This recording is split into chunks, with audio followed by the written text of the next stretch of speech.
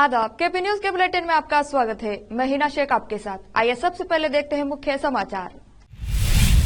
कर्नाटक के मुख्यमंत्री सिद्धरामैया ने राष्ट्रपति मुर्मू को एक वचन में संबोधित करने पर खेद व्यक्त किया। कर्नाटक के मांड्या के कोरागोडू में हनुमान ध्वज उतारने पर बड़ा विवाद, भारी पुलिस बल तैनात। कर्नाटक के हुबली में आयोजित हुआ अंतर्राष्ट्रीय पतंग उत्सव।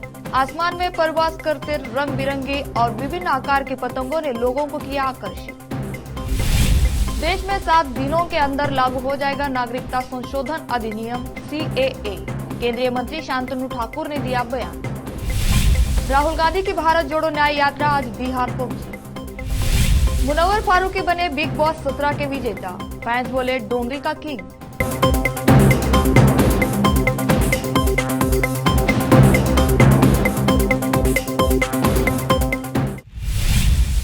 अब समाचार विस्तार से।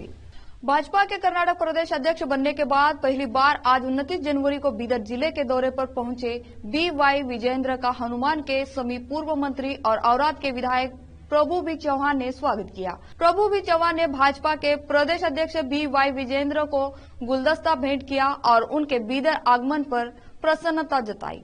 इस अवसर पर उनके साथ बीजेपी के पार्टी कार्यकर्ता और अन्य उपस्थित थे। औराद से अली पाशा की रिपोर्ट। उत्पीड़ित वर्ग सम्मेलन में भारत की राष्ट्रपति द्रौपदी मुर्मू को एक वचन में संबोधित करने के बाद तीखी आलोचना के बाद मुख्यमंत्री सिद्धरामैया ने इस पर खेद व्यक्त किया और कहा कि उनके मन में उनके लिए बहुत सम्मान है, क्योंकि वह भी उत्पीड़ित समुदाय से आती है। इसे एक्स पर पोस्ट करते हुए उन्होंने कहा कि उन्हें बहुत दुख हुआ जब उन्हें एक संसद भवन के उद्घाटन समारोह में केवल इसलिए आमंत्रित नहीं किया गया क्योंकि वह दलित थी। इसके अलावा इससे वह नाराज भी हो गया था। सम्मेलन में बोलते समय वह भावुक हो गए थे और संयोग से उन्होंने उन्हें एक वचन में संबोधित किया। इसे बाद में उन्होंने स्पष्ट किया कि यह जानबूझकर नहीं था। उन्होंने कहा कि ग्रामीण इलाकों में माता पिता और बुजुर्गों को एक ही शब्द में संबोधित करने का चलन है। इसके बाद पूर्व मुख्यमंत्री HD कुमारस्वामी ने एक्स पर एक वीडियो पोस्ट कर राष्ट्रपति को एक वचन में संबोधित करने के लिए सिद्धरामैया को मुख्यमंत्री पद से बर्खास्त करने की मांग की थी। कर्नाटक के मांड्या जिले में हनुमान ध्वज उतारने पर विवाद बढ़ गया है। हालात को नियंत्रण में रखने के लिए कर्नाटक सरकार ने मांड्या जिले के केरागोडू गांव में भारी पुलिस बल तैनात कर दिया है। रविवार को यहां भाजपा JDS कार्यकर्ताओं ने विरोध प्रदर्शन किया था। भाजपा ने कर्नाटक सरकार पर आरोप लगाया है। ऐसे में राज्य सरकार ने केरागोडू गांव में पुलिस बल तैनात कर दिया है और राजनीतिक लोगों की गतिविधियों पर नजर रखी जा रही। भाजपा और JDS ने कोरागोडू गांव में फिर से धरना प्रदर्शन शुरू कर दिया है।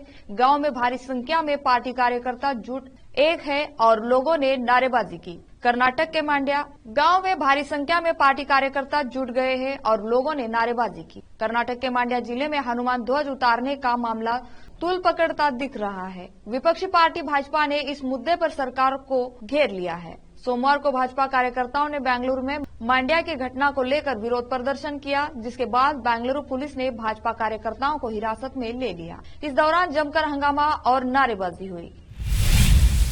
पक्षियों से तेज रफ्तार से ऊंची उड़ान भरने वाली पतंगे ऊंची उड़ान भरने की होड़ करते पतंग उड़ाने वाले ऊंची उड़ान भरने पर इकट्ठा हुए सैकड़ों लोगों का आश्चर्यचकित होना, ये सारे नजारे हुबली में हुए अंतर्राष्ट्रीय पतंग उत्सव में देखने को मिले।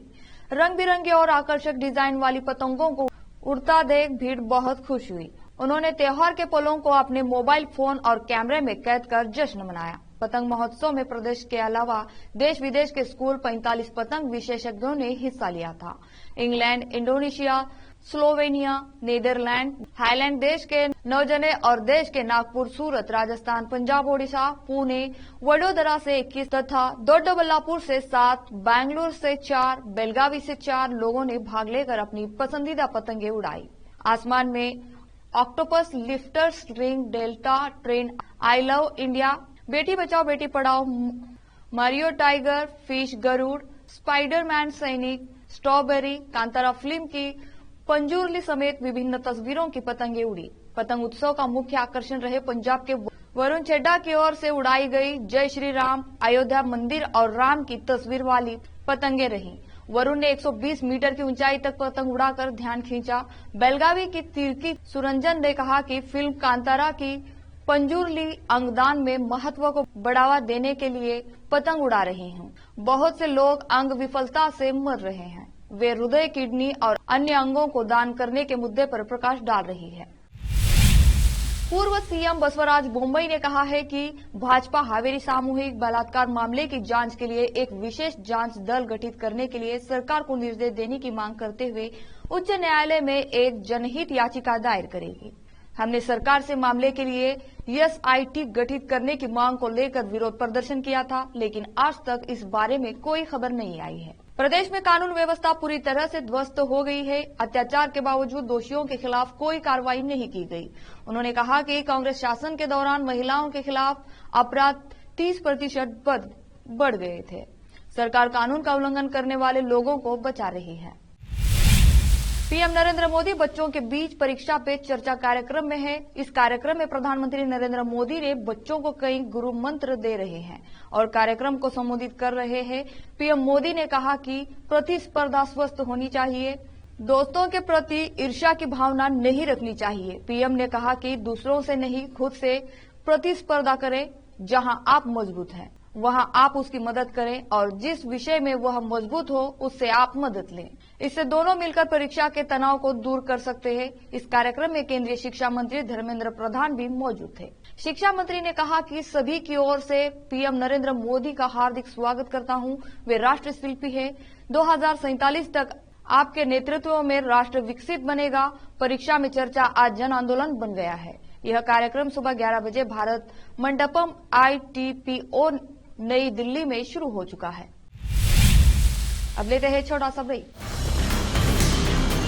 हिंदुस्तान के हर कोने में हम हैं मौजूद। 24 घंटे हालात पर गहरी नजर, खबरों से जुड़े चुपते सवालात और आपको दिखाता है धार्मिक, सामाजिक, राजनीतिक, लोकल और इंटरनेशनल न्यूज की सबसे बेहतर कवरेज जो आपको रखती है हर पल बाखबर। देश और दुनिया भर की खबर के लिए देखते रहें KP News 24/7। ब्रेक के बाद आपका स्वागत है। नागरिक संशोधन अधिनियम CAA को लेकर केंद्रीय मंत्री शांतनु ठाकुर का नया बयान सामने आया है। उन्होंने दावा किया कि यह कानून देश भर में कब से लागू हो रहा है। केंद्रीय मंत्री ने बताया कि देश में अगले एक सप्ताह में नागरिकता संशोधन अधिनियम CAA लागू हो जाएगा। उन्होंने काकद्वीप में एक जनसभा के दौरान भाषण देते हुए कहा कि मैं गारंटी दे रहा हूं कि अगले 7 दिनों में सिर्फ बंगाल ही नहीं बल्कि पूरे देश में CAA लागू होगा। भाजपा सरकार यह कानून लेकर आई थी। CAA कानून के तहत पाकिस्तान, अफगानिस्तान और बांग्लादेश से 31 दिसंबर 2014 तक भारत आए प्रताड़ित गैर मुस्लिमों, हिंदू, सिख, पारसी, बौद्ध, जैन और ईसाई को भारत की नागरिकता दी जाएगी। दिसंबर 2019 में यह कानून संसद से पास किया गया था। संसद से पास होने के बाद इस कानून को मंजूरी के लिए राष्ट्रपति के पास भेजा गया था। हालांकि इसके बाद कानून के विरोध में देश के कई राज्यों में विरोध प्रदर्शन हुआ। दिल्ली के शाहीन बाग समेत कुछ और इलाकों में कई महीनों तक इसे लेकर धरना प्रदर्शन चला था। नीतीश क्यों पलट जाते हैं? इस सवाल ने कई सवालों को जन्म दे दिया है। क्या नीतीश को सत्ता की लालच है? क्या नीतीश बिहार के जनता के हित में पलट जाते हैं? क्या नीतीश को मुख्यमंत्री बने रहने का वरदान चाहिए? क्या नीतीश फिर पलटेंगे? क्या पलटने वाले नीतीश जनता की पसंद बने रहेंगे? क्या नीतीश को किसी पर भरोसा नहीं है? क्या अब नीतीश भरोसे के ही काबिल नहीं है? ये नीतीश की आखिरी पलटी है। इन सवालों के मध्य में नीतीश भी खुद को आंक रहे होंगे। अगर नहीं तो अब उनके सोचने का वक्त आ चुका है, क्योंकि जब जनता पलटेगी तो नीतीश को पलटी मारने का मौका नहीं मिलेगा। प्रधानमंत्री नरेंद्र मोदी 4 फरवरी को बिहार और झारखंड के दौरे पर होंगे। सूत्रों के अनुसार पीएम मोदी बिहार के बेतिया और झारखंड के धनबाद में रैली करेंगे। तय कार्यक्रम के अनुसार पीएम मोदी पहले सुबह 10:30 बजे झारखंड के धनबाद जाएंगे। वहां सिंदरी में खाद कारखाने का शुभारंभ करेंगे। साथ ही कई अन्य सरकारी योजनाओं का शिलान्यास और उद्घाटन भी करेंगे। इसके बाद बिहार के लिए रवाना हो जाएंगे और दोपहर 1:30 बजे तक बेतिया पहुंचेंगे। बेतिया में पीएम करीब 20,000 करोड़ रुपए की विकास परियोजनाओं का शिलान्यास एवं उद्घाटन करेंगे। इस दौरान मुख्यमंत्री नीतीश कुमार भी पीएम मोदी के साथ मंच साझा करेंगे। कांग्रेस नेता राहुल गांधी की भारत जोड़ो न्याय यात्रा आज बिहार में प्रवेश कर गई है। बता दें कि इससे पहले रविवार को कांग्रेस पार्टी बिहार के सत्तारूढ़ गठबंधन का हिस्सा थी, लेकिन अब विपक्ष में चली गई है।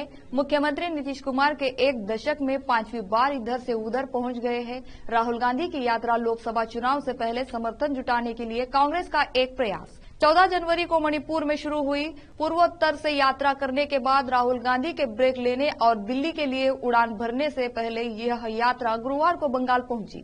राहुल गांधी दिल्ली के लिए विमान में चढ़े तो कांग्रेस बिहार में नीतीश कुमार के नेतृत्व वाली महागठबंधन सरकार का हिस्सा थी। राहुल गांधी ने जब 2 दिन के बाद यात्रा फिर से शुरू की, तब नीतीश कुमार उसी पद पर है, लेकिन उनके नए साथी भाजपा और जीतन राम मांझी की हिंदुस्तानी आवाम मोर्चा है। नीतीश कुमार ने महागठबंधन से अलग होने पर यह भी आरोप लगाया था कि उन्हें भारत जोड़ो न्याय यात्रा के बिहार में प्रवेश करने की जानकारी उन्हें नहीं दी गई है। इससे साफ जाहिर था कि नीतीश नाराज है। हालांकि तेजस्वी यादव से उन्हें अभी तक उम्मीद है। प्रवर्तन निदेशालय ईडी की टीम झारखंड के मुख्यमंत्री हेमंत सोरेन के दिल्ली के शांति निकेतन के घर पहुंची है। ईडी ने लैंड डील स्कैम में 29 से 31 जनवरी के बीच हेमंत सोरेन से पूछताछ के लिए समय मांगा था। हेमंत सोरेन 28 जनवरी को धन शोधन के मामले में प्रवर्तन निदेशालय द्वारा नया समन जारी किए जाने के बाद अचानक दिल्ली रवाना हो गए थे। सोरेन शनिवार रात को दिल्ली रवाना हुए, जिसकी वजह से कयासों का दौर शुरू हो गया था।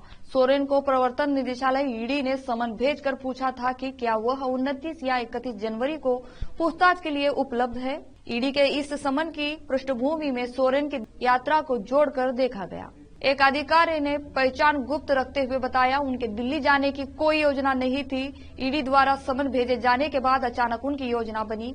उनके कई कार्यक्रम प्रस्तावित है, जिनमें 29 जनवरी को चाईबासा में, 30 जनवरी को पलामू में और 31 जनवरी को गिरिडीह में पूर्व निर्धारित कार्यक्रम शामिल है। फिर से लेते हैं छोटा सा ब्रेक।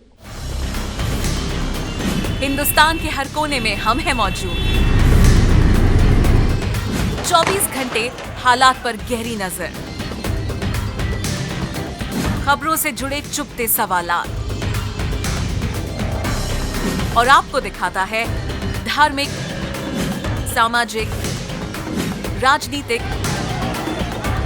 लोकल और इंटरनेशनल न्यूज की सबसे बेहतर कवरेज, जो आपको रखती है हर पल बाखबर। देश और दुनिया भर की खबर के लिए देखते रहें केपी न्यूज 24/7। ब्रेक के बाद आपका स्वागत है। आरजेडी सुप्रीमो लालू प्रसाद यादव की मुश्किलें बढ़ती दिख रही हैं। नौकरी के बदले जमीन घोटाले के मामले में आज सोमवार 29 जनवरी को लालू यादव से ईडी पूछताछ करेगी। ईडी की टीम पटना पहुंच गई है। लालू यादव भी ईडी दफ्तर पहुंच गए हैं। रविवार को आरजेडी सत्ता से अलग हुई और आज उनकी पेशी हो गई।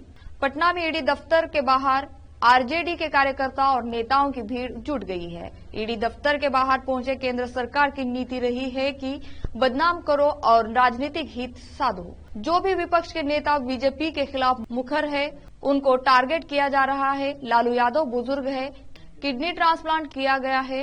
इसके बावजूद एजेंसियों के माध्यम से तंग और तबाह करने की नीति अपनाई गई है। उधर आरजेडी के विधायक और पूर्व मंत्री इसराइल मंसूरी ने भी केंद्र सरकार पर हमला बोला है।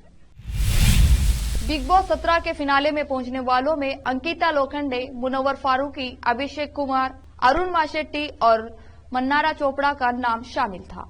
एक एक करके बाकी कंटेस्टेंट्स बाहर होते गए। इसके बाद मुनव्वर फारूकी का मुकाबला अभिषेक कुमार से हुआ, जिसमें कम वोट के चलते अभिषेक फर्स्ट रनर अप बने हैं। वहीं मुनव्वर फारूकी की बिग बॉस 17 जीतने पर फैंस काफी एक्साइटेड है। सोशल मीडिया पर हर कोई उन्हें बधाई दे रहा है और अपनी एक्साइटमेंट जाहिर कर रहे हैं। आखिर में फिर से देखते हैं मुख्य समाचार।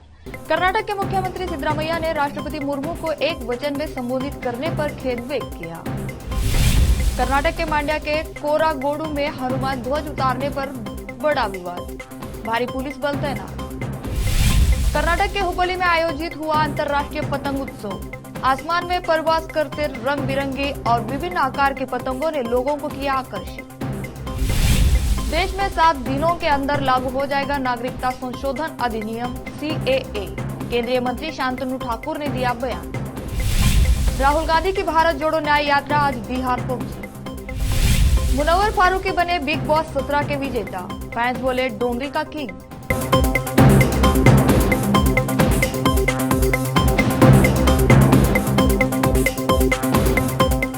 केपी न्यूज के बुलेटिन में आज इतना ही। देश और प्रदेश के समाचारों के लिए देखते रहिए आपका अपना चैनल केपी न्यूज 24/7। धन्यवाद।